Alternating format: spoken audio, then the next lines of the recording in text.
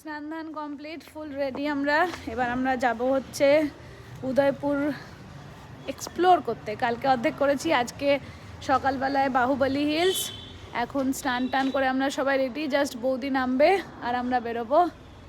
এই যে আমাদের সানকিস ফেস এখনও বাকি আছে। জয়সলমের যখন যাব তখন তো পুরোটাই ট্যান হয়ে যাবে। যাই হোক, রেডি। এবার চুলটা সকালেই বাঁধবো। যাই হোক, এটাও ভালো লাগছে। এটা হচ্ছে আজকের আউটফিট দেখাবো, দাঁড়াও। জানলায় চলে যায়, এই জানলায় বলছি, কাছে রুকো যারা। এই যে এই হচ্ছে আজকের আউটফিট। একটা ফ্লোরাল প্রিন্টের আমি শার্ট পরেছি, তার সাথে সাথে একটা নর্মাল কটন প্যান্ট আর জ্যাকেট পেছনে বেঁধে নিয়েছি, কারণ খুবই গরম আর রাত্রিবেলাতে ঠান্ডা লাগবে, সেই কারণে। বাকি এই যে আমাদের কাঞ্চা, হ্যান্ডসাম হাঙ্ক, এই যে Tinku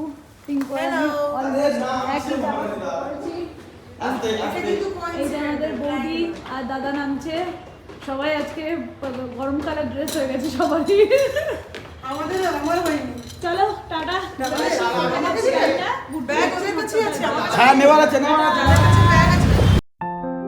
hello everyone, welcome back to my channel. তো চলে এলাম আরও একটা নতুন ভিডিও নিয়ে। তো দেখতেই পাচ্ছ, এটা হচ্ছে উদয়পুরের সেকেন্ডারি পার্ট 2। কারণ সকালবেলায় আমরা গিয়েছিলাম আর কি, ভোরবেলায় গিয়েছিলাম আমরা বাহুবলী হিলসে। এখন যাচ্ছি সজ্জনগড় ফোর্ট। তো চলো আমাদের সাথে এক্সপ্লোর করো উদয়পুরকে। Sajjangarh fort, monsoon palace. এখানে টিকিট এখানে কাটতে হবে। এখান থেকে গাড়ি নিয়ে, গভর্নমেন্টের গাড়ি নিয়ে যাবে। আর এই দেখো কিসের দেখা পেয়েছি আমরা, সেটা হচ্ছে ক্যামেল রাইড হয় এখানে।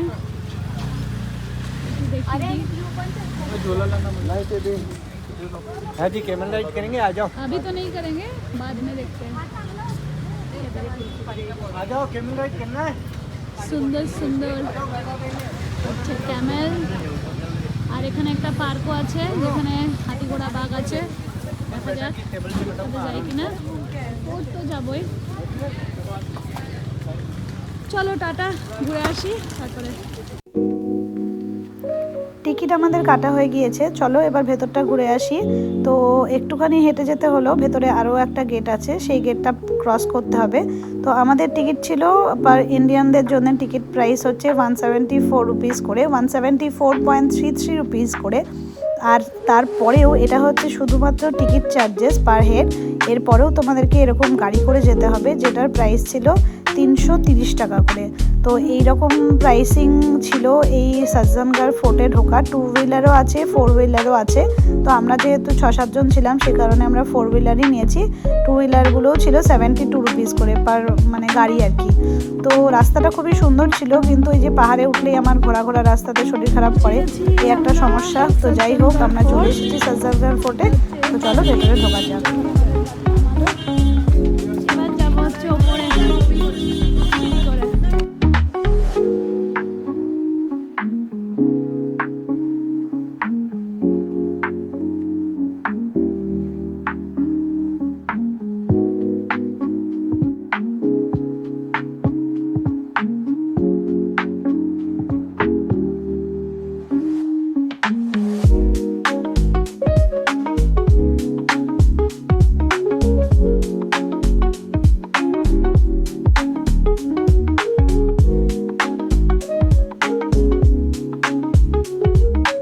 সজ্জনগড় ফোর্টের অ্যাকচুয়াল নাম সজ্জনগড় মনসুন প্যালেস। অ্যাকচুয়ালি এই সজ্জনগড় ফোর্ট বানানোই হয়েছিল মনসুনকে উপভোগ করার জন্য।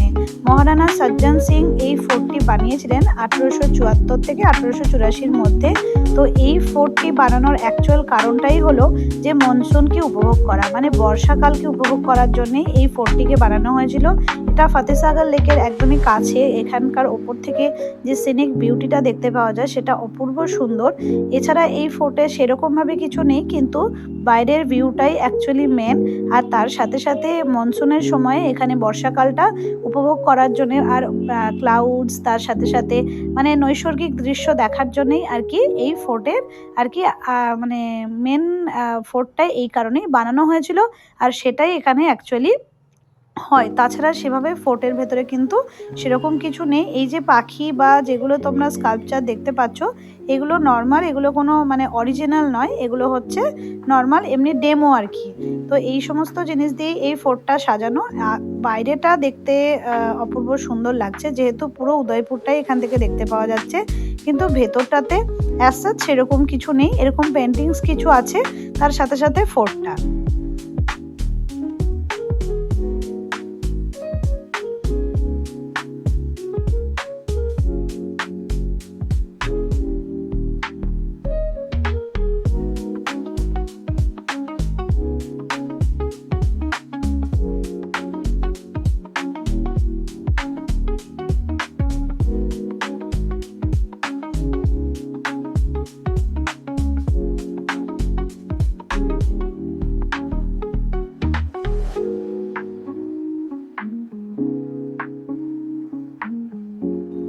সজ্জনগড় ফোর্টের মেন অ্যাট্রাকশন হচ্ছে ব্যাক সাইডটা।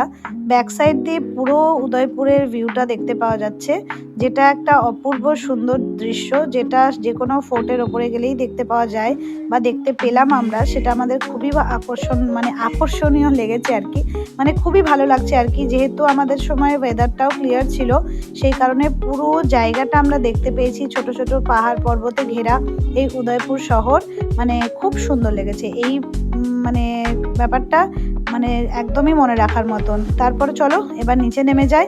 রাস্তা এমন কিছু বেশি ছিল না, ডিস্টেন্স এমন কিছু নয়, কিন্তু হেঁটেও আসা যাবে না, তোমাদেরকে কোনো না কোনো কার বা বাইক কিছু না কিছু নিতেই হবে। তো আমাদের সঙ্গে লোক সংখ্যা বেশি ছিল, তাই আমরা গাড়ি করেই এসেছিলাম। কিন্তু আমার একটু প্রবলেম হয়, কিন্তু যাদের কোনো প্রবলেম নেই তারা কিন্তু এই রাস্তাটা সুন্দর উপভোগ করতে পারবে, ওঠার সময়তেও আর নামার সময়তেও। খুব সুন্দর রাস্তাটা ঘেরা, আর মানে চারিদিকের দৃশ্য তো অপূর্ব। এলাম আমরা, আবারও একই কথা, প্রচণ্ড রোদ। ডিসেম্বরের আজকে 24 তারিখ, আজকে 22-23, হ্যাঁ 23-24 তারিখ হবে, মনে পড়ছে না কত তারিখ আজকে, 23 তারিখ। তো প্রচণ্ড রোদ, তার সাথে সাথে হলো কিছু সেরকম দেখার নেই, শুধু টাইম স্পেন্ড করতে যাওয়ার জন্যে, উঁচু থেকে ভিউ দেখার জন্যে এই ফোর্টটায় আসা যেতে পারে। বাকি যে পরিমাণ টাকা লেগেছে, গাড়ির আলাদা পেমেন্ট, তার সাথে সাথে টিকিট আলাদা, সব মিলিয়ে worth it নয় আর কি, এটাই আমার বক্তব্য। আমি রেকমেন্ড করবো না কাউকে আসার জন্যে। বাকি যদি কেউ একবার এসে ভিজিট করতে চাও তাহলে ভিজিট করতে পারো। তার থেকে এই ক্যামেলটা অনেক সুন্দর ছিল, এই যে এই ক্যামেলটা। চলো টাটা। রোদ ছিল প্রচণ্ড বেশি, তো সেই কারণে আমরা একটু রেস্টও নিলাম, কারণ হচ্ছে ওপরটা উঠেওছি অনেকটা, তার সাথে সাথে রোদও প্রচণ্ড। চারপাশটা দেখতে ভালো লাগলো, ফোর্টটা আমার একদমই সেরকম অ্যাজ কিছুই লাগেনি। তো যাই হোক, এখন আমরা নিম্বু পানি খাচ্ছিলাম। এবার আমরা যাচ্ছি ফতেসাগর লেক, চলো ঘুরে আসি ফতেসাগর।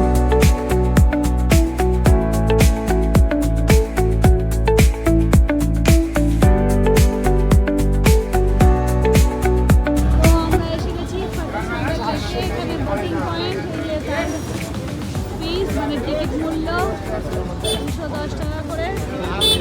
ভেতরে আমরা যাব বোটিং করতে। বাকি এই যে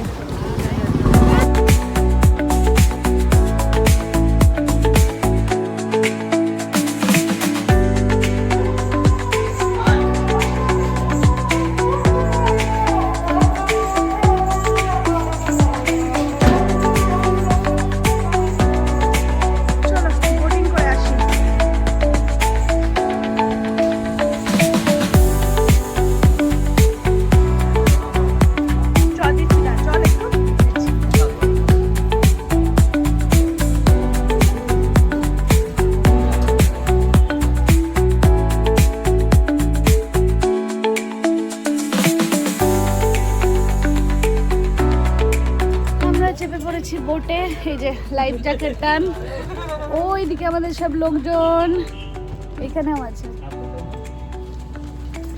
বাকি দেখে আসি কি আছে ফতেসাগর লেকে। বললো একটা আইল্যান্ড মতন আছে, ওখানে নামাবে, চলো।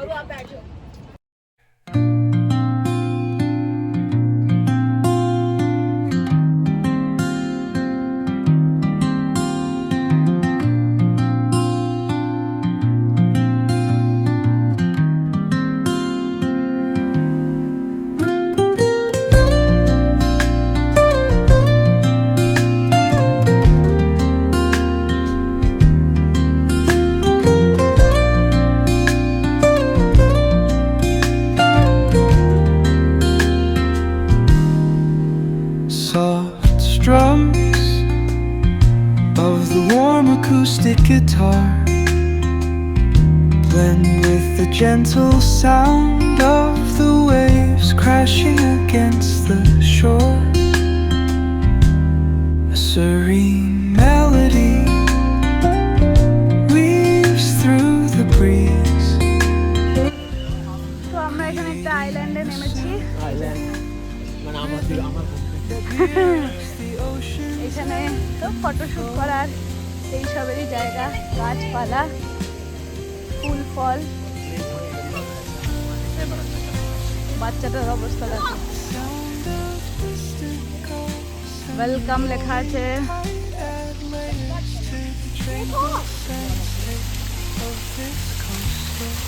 বাহ, বেশ সুন্দর একটা ফাউন্টেন বানানো আছে।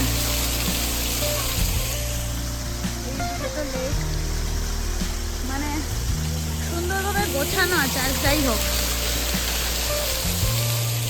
ওই দিক দিয়ে লেক দেখা যাবে, যেটা দেখতে দেখতে আমরা এলাম। এখানে রাত্রিবেলায় হয়তো হয় লাইট অ্যান্ড সাউন্ড।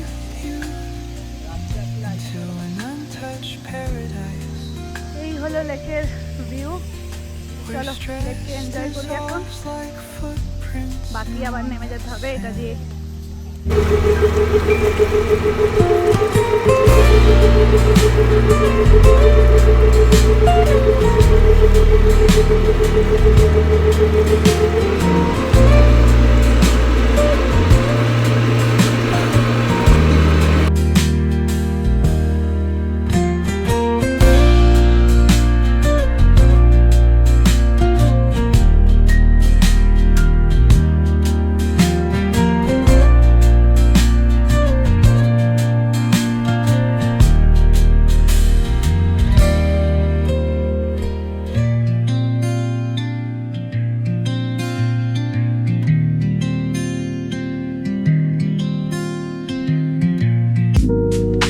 চলে এলাম আমরা লাঞ্চ করতে খাম্মাগানির একটা রেস্টুরেন্টে আমরা এসেছি, ঘাটি পে। তো চলো উপরে যাওয়া যাক। দেখি, আমরা এই হোটেলটা আগে থেকেই লিস্টেড করে এনেছিলাম আর কি, যে এই খাম্মাগানির কোনো একটা রেস্টুরেন্টে যাব। এদের অনেকগুলো ব্রাঞ্চেস আছে।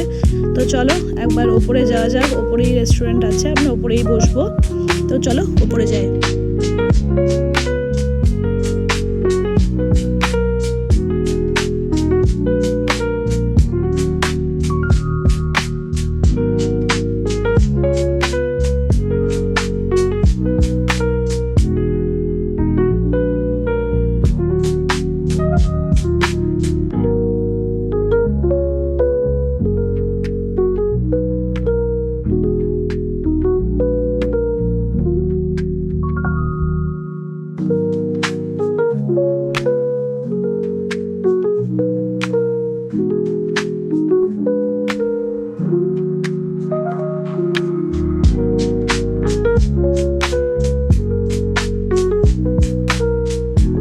রেস্টুরেন্টটা দেখতেও যতটাই সুন্দর, আর বসার সিস্টেমটাও খুব ভালো ছিল। এরকম করে বাবু হয়ে বসতে পারো।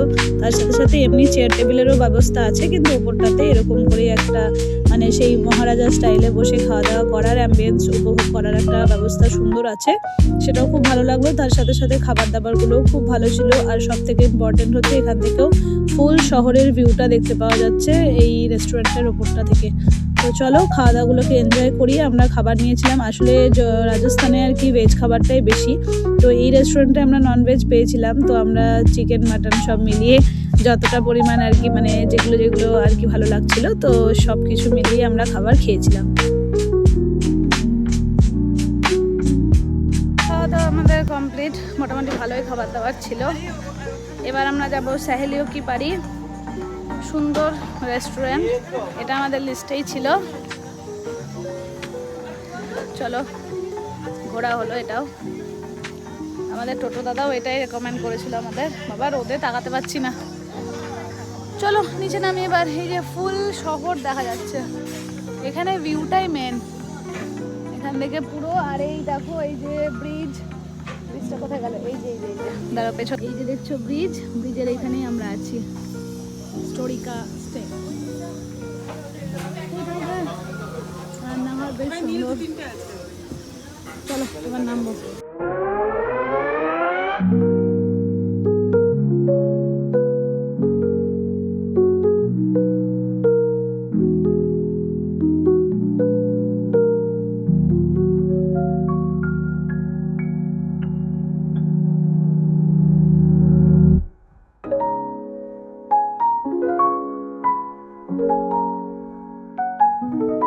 এটা হচ্ছে একটা ভিউ পয়েন্ট ফতেসাগর লেকের। এখান থেকে পুরো ফতেসাগর লেকটা দেখতে পাওয়া যাচ্ছিল। তো সেই কারণে আমাদের টোটো দাদা এখানটা একটু নামালো, বললো যে এখানকার একটু বিউটিটা দেখে নিন। তো এবার আমরা চলে এসেছি সাহেলিও কি বাড়ি।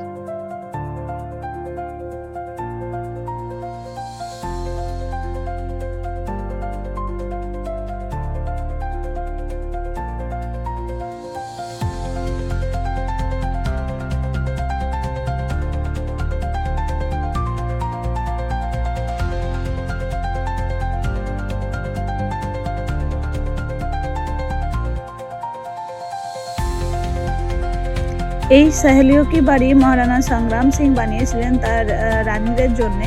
তো রানীরা এখানে এসে কোয়ালিটি টাইম স্পেন্ড করতে পারতেন। রাজারা যখন যুদ্ধক্ষেত্রে যেতেন তখন ওনারা এখানে এসে মানে আর কি ফ্রেন্ডসদের সাথে টাইম কাটাতেন। তার সাথে সাথে অন্যান্য সময়তেও এখানে আসতো, এরকম হিস্ট্রি শুনতে পাওয়া যায়। তো অপূর্ব সুন্দর আর কি উদয়পুরের এই সাহেলিও কি বাড়ি, আমার তো খুবই ভালো লেগেছে। অবশ্যই এটাকে আর কি ভিজিট করা উচিত। মানে সজ্জনগড় ফোর্টের থেকেও আমার এটা অনেক বেশি ভালো লেগেছে। খুব সুন্দরভাবে সাজানো, তার সাথে সাথে গাছপালা সব কিছু দিয়েই অদ্ভুত সুন্দর দেখতে লাগছিল। আর ভেতরটা তো অপূর্ব সুন্দর, যেমন বিভিন্ন রকমের ফাউন্টেন আছে ওখানে, তার সাথে সাথে বিভিন্ন স্কাল্পচার আর বিভিন্ন আর কি ছোট ছোট গার্ডেন মতন বানানো আছে, মিউজিয়াম আছে, মিনি স্কাল্পচারগুলো আছে। এই যে এই জায়গাটা তো খুবই সুন্দর, পুরোটাই পুরো ফাউন্টেন দিয়েই এটা তৈরি, পুরো জলের একটা জায়গা, যেটা সিনিক বিউটিটাকে তো বাড়াচ্ছেই। তার সাথে সাথে এই যে ফুলগুলো, যেটা হয়তো আমরা শীতকালে এসেছি বলেই আরও দেখতে পাচ্ছি, যেটা খুব ভালো লাগলো।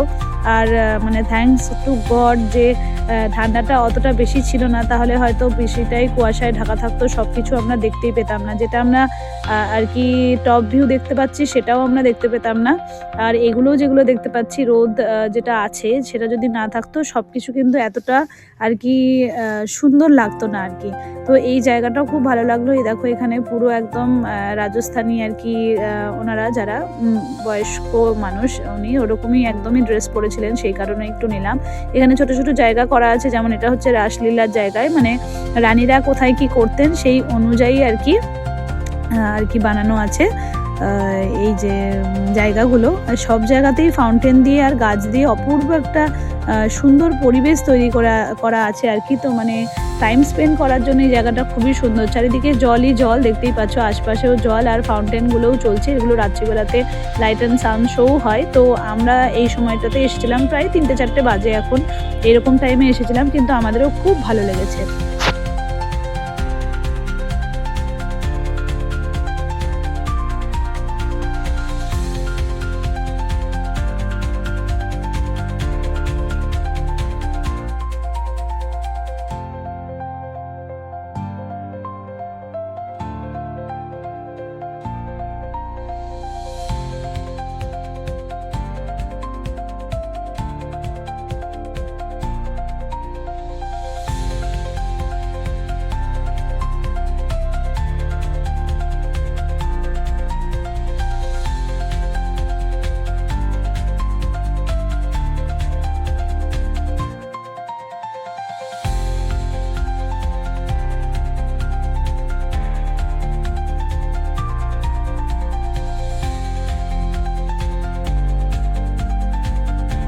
আমাদের কমপ্লিট সাহেলিও কি বাড়ি, বেশ ভালো লাগলো দেখতে। ওই যে দেখতে গেছে কি আমাদের বাদ চলে গেল। যাই হোক, দুদিনের উদয়পুরের প্রোগ্রামে আমরা অনেকটাই ঘুরলাম, অনেকটাই দেখলাম, অনেক কিছু দেখেছি। আমাদের হোটেলটাই একটা ভিউ পয়েন্ট, এত সুন্দর হোটেল। আর এটাও খুব ভালো লাগলো, এই যে সাহেলিও কি বাড়ি। বাকি আরও কিছু যদি বাকি থেকে গেল তাহলে সেগুলো আবার পরের বার উদয়পুর যখন আসবো তখন দেখবো। আমরা এক জায়গায় 2-3 বার যাই, তাই জন্য কোনো অসুবিধা নেই। চলো এখন দেখি কোথায় যাওয়া যাচ্ছে, পরে আবার কথা হচ্ছে। টাটা। ফিরে চলে এসেছি আমরা হোটেলে। এই যে আমাদের স্টোরিকা স্টেজ। এবার একটু ব্যাকপ্যাক গুছিয়ে নিই, ব্যাকপ্যাক গোছানো আছে, একটু ঢোকানোর আছে, সেগুলো ঢুকিয়ে নিই। আর তার সাথে সাথে একটু রেস্ট নিয়ে বেরোবো, একটুখানি শপিং টপিং দেখবো, আশপাশটা দেখবো। চলো এখন টাটা, দেখা হচ্ছে আবার পরে। তোমাদেরকে আমার আজকের আউটফিট দেখিয়েছিলাম তখন, পুরোটা দেখাতে পারিনি। এবার এইখানে একটা আয়না আছে, দেখাবো। এইটা ছিল আজকের আউটফিট। চলো টাটা। আবার রেডি হয়ে গেছে আমরা, এই যে আমি আর আমার বর, এদিকে কাঞ্চা, বৌদি, সবাই আমরা এখন যাচ্ছি মার্কেটিং করতে, খাবো দাবো দিয়ে তাড়াতাড়ি বাড়ি চলে আসবো, কারণ কালকে হচ্ছে আমাদের 6টার সময় ট্রেন, 5টার সময় এখান থেকে হোটেল থেকে বেরোতে হবে। তো চলো টাটা, ঘুরে আসি, মার্কেটিং করে আসি, দেখি কিছু মার্কেটিং মানে একটু আছে, চলো টাটা। ये वाले आ रहा हूँ